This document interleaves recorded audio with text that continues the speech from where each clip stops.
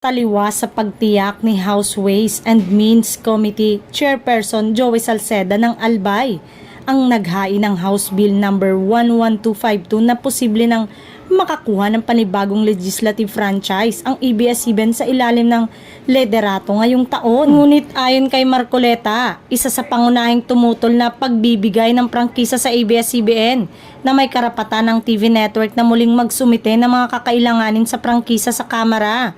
Subalit kung maaprubahan ito ay nakadepende sa maraming bagay.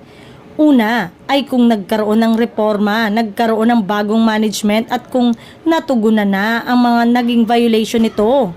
Kung mag-apply sila pero yung mga tao na nasa likod nito ay sila-sila pa rin. Yung pasilidad, ganun pa din, walang nakitang reforma ay baka hindi pa rin sila mabigyan ng prangkisa, giit ni Marcoleta.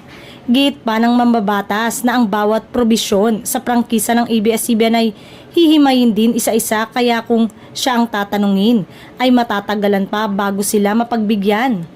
Yung provision sa kanilang franchise mula Section 1 hanggang sa dulo ay susuriin ng mabuti. Ito ay pagtiyak na hindi na mauulit yung mga naging violation kaya matatagalan pa bago ang sinasabing makabalik sila sa ere. Paliwanag pa ni Marcoleta. Giit pa ng mambabatas na ang bawat probisyon sa prangkisa ng ABS-CBN ay hihimayin din isa-isa kaya kung siya ang tatanungin ay matatagalan pa bago sila mapagbigyan.